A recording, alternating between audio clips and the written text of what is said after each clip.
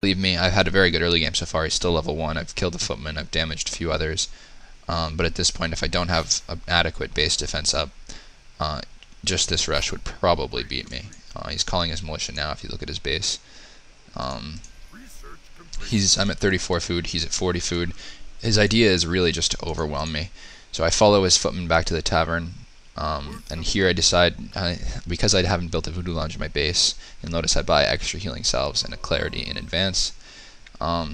Good play on my part. I mean, if you don't have the voodoo lounge in your base, which you should, you better well have some healing on your hero, because it really sucks for them to right-click your hero and then force you to stay in the back of your base while your voodoo lounge is being built and their towers are going up. That's not an ideal situation. But anyways, killing another footman. I still haven't lost a grunt. Focusing down the Archmage, and there I see blocking with the grunt.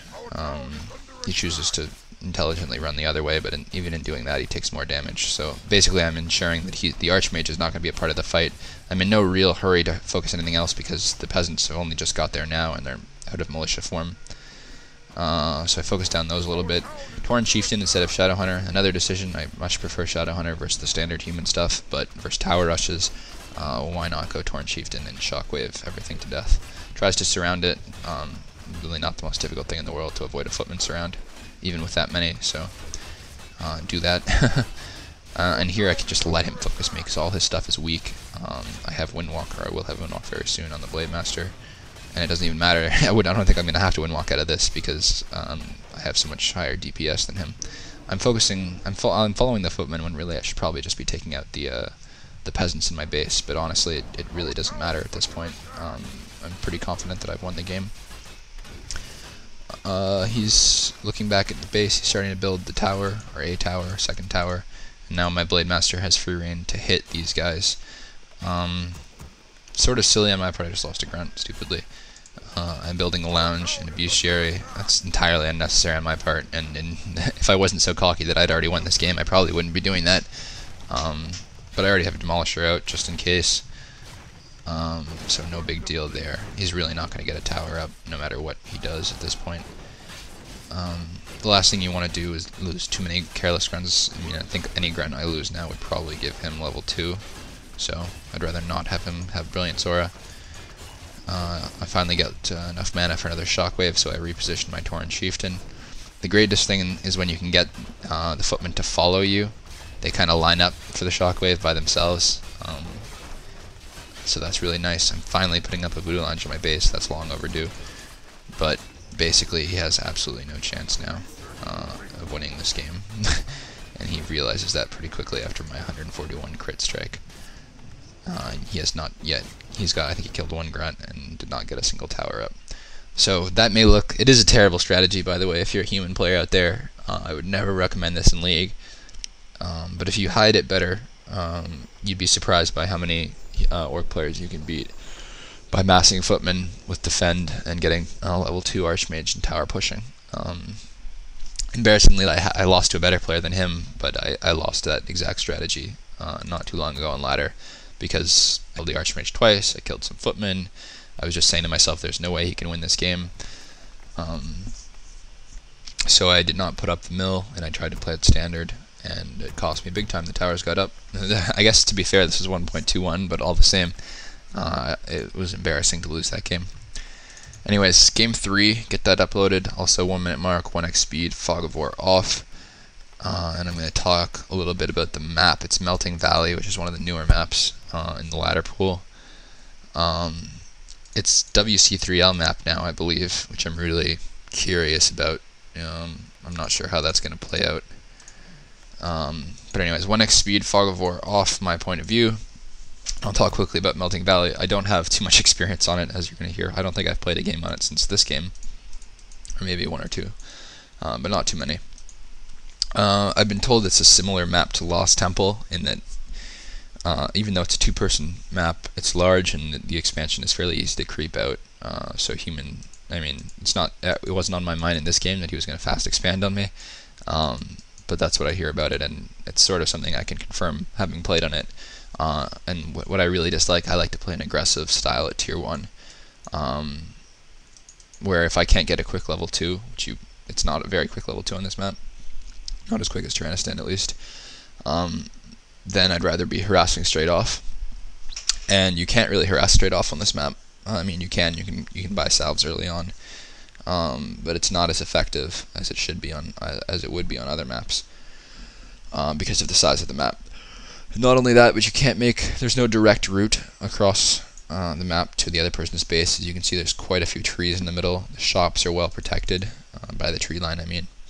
I don't know. I don't have a verdict on this map yet in terms of whether or not I like it. I definitely don't enjoy playing against undead on it because I find it very difficult to stop level 3, at least so far. Versus elf, I'm neutral so far as well. There's some good components to it, and there's some bad components. It doesn't appear to be a dot map, although pretty much any map can be a dot map on ladder. So I guess that's nice. I like it versus human, which is surprising, because I for the same reasons that you're not supposed to like it versus undead, and that it's hard to stop them from creeping, you would think that I wouldn't like it versus human either. But the truth is, it's long enough lengthwise that they can't tier 1 tower rush you. They really can't. I've had a few humans try it now, because you're going to see what I'm going to do. I'm going to fast tech with the delayed barracks, which is usually suicide versus human. But on this map, it's not at all suicide. In fact, I've tricked a few human players into tower rushing me, when really I want them to, because I know that they're not going to be able to beat it back, because by the time their militia get there, they're actually peasants. You can delay it forever, and you're going to be tier 2 very quickly, so you're going to have demolishers very quickly. So in that respect, I like this map, and if they play it standard, I can get Verns very quickly, which is something that normally you can't do versus human, because they'll tower rush you. So that's my game plan. I can get you into my head because I played the game, and my game plan at the moment is Farseer Fast Tech, 2 Grunts, and then either Shadow Hunter or Tauren Chieftain, or maybe even Naga and Mass Wyvern, and just keep him in his base while I creep an Expo. And that was the plan at the beginning of this game. So, without any further ado, let's get the game unpaused in 3, 2, 1, unpause. So we're both talking about how little experience we have with this map. I think this might even be his first time playing it, and it's only my second at this point, I believe. I've only played it 2 or 3 times on ladder. But anyways, he does an intelligent thing. Well, I'll let you guys find that out as we continue the game, but we're both scouting, also very important. I want to know if he's going to be Firelord tower rushing me, for example, or whatever else he has planned. Looking back at my base, this is obviously, I think once again I have 6 on gold. I think I did that briefly last game too. So hopefully I'll correct that pretty soon. Yeah, I do have 6 on gold, or even 7. That's kind of embarrassing. But again, the same basics of the base build apply. When I build my barracks, you'll see I'll place it pretty aggressively, and I'll have burrows support for the barracks as well. On his side, oh, there you go, yeah. If he hadn't played this map before, he's just scouted the his natural expansion with his footmen, and he's pretty much decided that he can creep it, which is, looking at it, it's going to be a very easy thing for him to creep. My scout peon sees the militia coming, so I know that's probably what's on his mind as well. So after I kill his scout peasant, which you'll notice is not militia when it gets to my base, which means I'm going to kill it. If it was militia, it could easily run away from me. He goes to creep the mine. He does a pretty bad job of it because he gets his water elemental ensnared, so he loses the tank of the water elemental and subsequently loses a peasant. But anyways, I know he's there, which is nice. That's the benefit of the scout peasant. I don't know why I'm not heading there directly. Maybe I was worried he was tower rushing me. Anyways, so he still has not finished off creeping this camp, and he's taken damage. I somehow do not kill that peasant up there, which is a mistake on my part. But anyways, focusing down whatever I can, either the hero to weaken it, I tried to steal the experience unsuccessfully. Focus down whatever I can. He's focusing down the wolves, which is obviously the smart thing to do since they give 30 experience each, which is quite a lot. I didn't let him get a wolf kill, but unfortunately he kills my scout peasant, and that gives him level 2. Excuse me.